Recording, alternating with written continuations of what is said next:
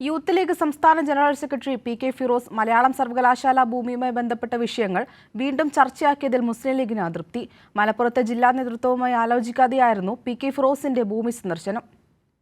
UDF ഭരണകാലത്താണ് തിരൂരിൽ മലയാളം സർവകലാശാല പ്രഖ്യാപിച്ചത്. സ്ഥലം നിശ്ചയിക്കുന്നതുൾപ്പെടെ പ്രാഥമിക നടപടികളും പൂർത്തിയാക്കി.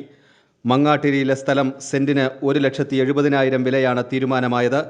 അന്ന് പി.കെ. അബ്ദുൾ റബ്ബാണ് വിദ്യാഭ്യാസ മന്ത്രി. സ്ഥലം നിർദ്ദേശിച്ചത് MLA ആയിരുന്ന C. മമ്മൂട്ടിയും. ഇതിനു മുമ്പ് സർവകലാശാലയ്ക്കായി കണ്ടെത്തിയ ഭൂമി മുസ്ലിം ലീഗ് കൈക്കലാക്കുകയും ചെയ്തു.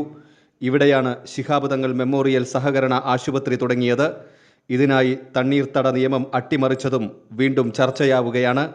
KT ജലീലിനെ പ്രതിരോധത്തിലാക്കാൻ പി.കെ. ഫിറോസ് ഉയർത്തിവിട്ട സർവകലാശാല ഭൂമി വിവാദം മുസ്ലിം ലീഗിനെ ഒന്നാകെ പ്രതിരോധത്തിലാക്കി. മലപ്പുറം ജില്ലാ നേതൃത്വം സാദിഖലി തങ്ങളോട് അതൃപ്തി അറിയിച്ചിട്ടുണ്ട്. കൈരളി ന്യൂസ്, മലപ്പുറം.